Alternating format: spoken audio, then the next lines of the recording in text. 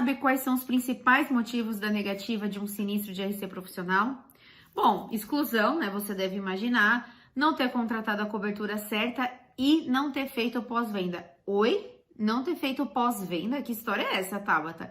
Sim, nas apólices, a base de reclamação não basta você apresentar o risco para o seu cliente, vender a apólice certa, identificar quais são as coberturas que ele precisa, contratar o melhor produto e correr para o braço. Não, você precisa fazer um pós-venda. Vendeu, emitiu a apólice, aí você vai conversar com o segurado ou vai mandar um e-mail, enfim, vai instruí-lo, né, pela comunicação que você escolher, de que ele precisa tomar algumas medidas para que ele tenha êxito ali para usar a apólice quando ele tiver um sinistro, se ele tiver, né? Mas se ele tiver, a gente quer que ele seja indenizado, afinal de contas, é para isso que serve o seguro, né? Quando nós temos uma apólice à base de reclamação, a gente tem uma regrinha, né? Que ele tem o tal do fato gerador e tem a tal da reclamação. Então, o fato gerador tende a acontecer durante o período de retroatividade e a reclamação tende a acontecer durante uma apólice vigente, ou durante o prazo complementar, ou durante o prazo suplementar. Eu não vou falar aqui da reclamação, tem uma aula só disso lá no Venda Seguro, que eu explico como que você avisa um sinistro, qual é a data da reclamação e quais são os procedimentos adotados aí no caso de uma reclamação. Vou falar aqui do fato gerador, tá? O que é muito comum. No escritório de advocacia tem vários advogados, né? E aí, digamos que um deles ali perdeu um prazo. Aí ele foi recorrer de um recurso e daqui a pouco veio a decisão do tribunal, a decisão do juiz, o recurso nem subiu porque estava fora do prazo, né? Então o recurso não foi apreciado. O advogado, ele é, como eu posso dizer, cientificado disso. Ele recebe essa publicação, né? Falando que, olha, o seu recurso não foi apreciado porque foi fora do prazo. Então, ele sabe do erro dele, concorda? O terceiro ainda não sabe, talvez nunca vai saber, o cliente dele, mas ele já sabe. Isso a gente chama de expectativa de sinistro. Então, ele conhece um fato gerador, ou seja, a perda do prazo, que pode gerar uma reclamação no futuro. Pode ser que esse cliente venha reclamar alguma coisa, pode ser que nunca reclame, que ele fala, olha, você perdeu a ação, você tem de depositar tanto até tal dia, blá, blá, blá, vida que segue, ok. Como o cliente pode falar, como assim eu perdi a ação, mas já apreciaram o recurso? É que, né, acabou entrando fora do prazo, mas já ia perder mesmo, tá? Não.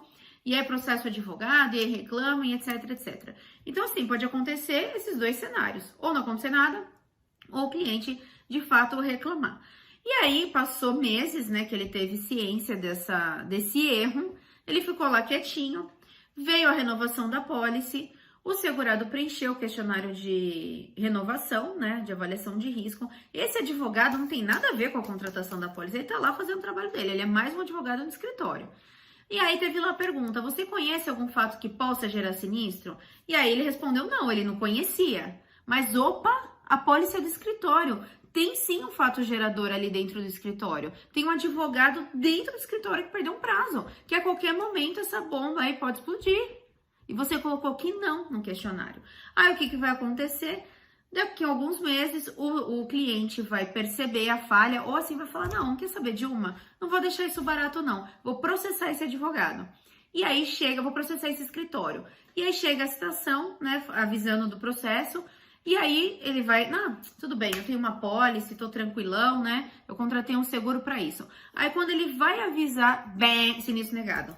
Por quê? Como assim? É a minha 5ª renovação. Eu tenho cobertura para isso.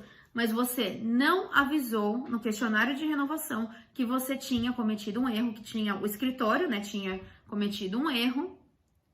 E você renovou sem essa informação, omitiu informação. Pelo Código Civil, inclusive, omissão de informação caracteriza a perda da cobertura. Então, você precisa fazer um pós-venda. Você precisa passar algumas orientações para o segurado quando você emite uma apólice de RC profissional. Todo esse pós-venda, todo esse passo a passo, eu explico lá no Venda Seguro. Inclusive, isso faz parte de um dos 3 passos, né, do método Venda Seguro, que o primeiro é prospecção e venda. Então, eu vou te ensinar a vender, vou te ensinar a identificar as oportunidades de negócio dentro da sua carteira e vou te mostrar como vender, como mostrar o risco específico de cada atividade profissional, para ele pensar, poxa, isso pode acontecer comigo, e aí ele mesmo vai querer a pólice, porque ele vai despertar essa consciência de risco nele, e a importância de ter uma pólice, ele vai ver que o investimento é muito baixo comparado à proteção que ele vai ter.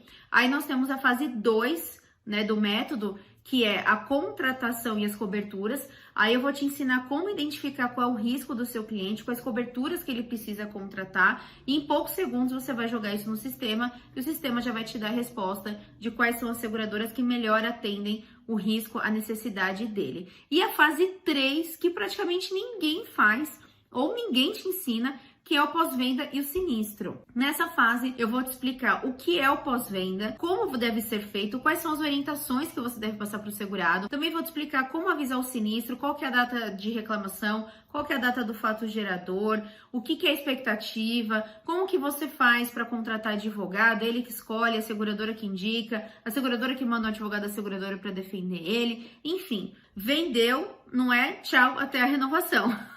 Vendeu, faça o pós-venda para você ter a certeza de que vai estar tudo certo na hora do sinistro. Não adianta ter a melhor apólice, as melhores coberturas, tá tudo redondinho e aí esquecer de avisar quais são os procedimentos no caso de uma apólice à base de reclamação. Senão, tudo isso pode ir por água abaixo.